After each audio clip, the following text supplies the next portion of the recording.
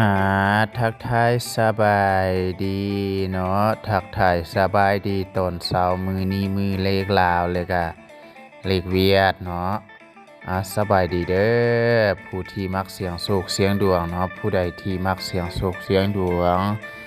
ได้เลื่อนมาเห็นคลิปนี้แล้วก็อย่าลืมกดติดตามเด้อกดติดตามเพื่อเอาแนวทางเลขเนาะเป็นแนวใดมือวานนี่ก็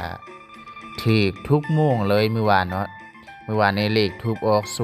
094เนาะเลขออก94แล้วก็ออก64แล้วก็ออก0990เนาะถ้าผู้ใดที่ติดตามน่าจะเห็นเนาะถ้าผู้ใดบ่ติดตามก็บ่เห็นถ้าอยากเห็นทุกมือต้อง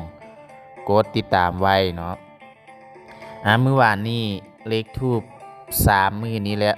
จูดเลขทูปออกคือกันหมดเนาะสงสัยมันสิออกแต่เลขเก่าเลขเวียดนี่ถ้าผู้ใดที่มักเสียงโชคเนาะซื้อเลขเวียดให้ซื้อเลขเก้าเนาะเพราะว่าเลขเวียดมักออกแต่ตัวเก่าตัวเดิมเนาะมาลุ้นเลขทูปน้ำกันเห็นเลขศูนย์แล้วมาลุ้นน้ำกันว่าจะออกมาเป็นเลขอย่างอีกเนาะ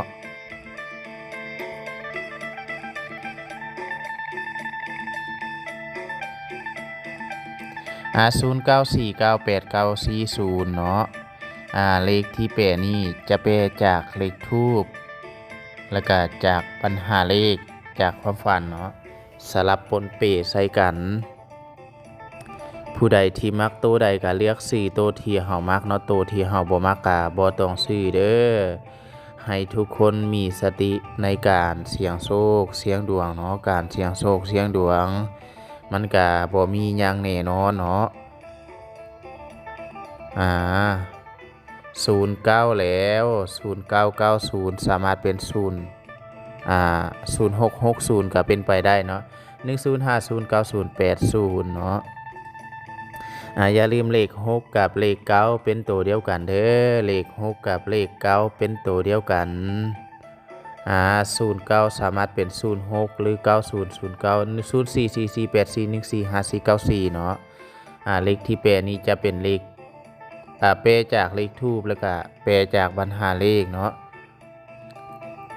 มื้อวานนี้กับมื้อนี้เลขทูปออกคือกันเลย3มื้อนี้จูดเลขทูปออกแต่094094เนาะมันสิออกแต่ตัว9นี่แหละเนาะมาลุ้นโตสุดท้ายเลข4เนาะ2464อย่าลืมเลข6กับเลข9ระหว่างเลขคี่เคประหว่างเลขคี่เค